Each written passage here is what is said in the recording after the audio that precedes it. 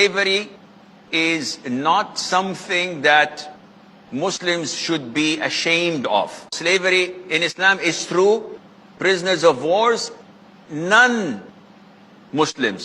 disbelievers, we enslave them. Oh, this is against human rights. This is human rights. How? He is a slave. He's like an animal being sold and bought and not having rights. Yes, but this is for his sake. I am amazed of people being dragged to paradise in chains. Who would be dragged in paradise in chains? Everybody goes to paradise willingly. The Prophet is giving us a metaphor. Because these prisoners of war, they were enslaved, so they were in chains. And these chains made them accept Islam and hence enter paradise as if they were dragged into it.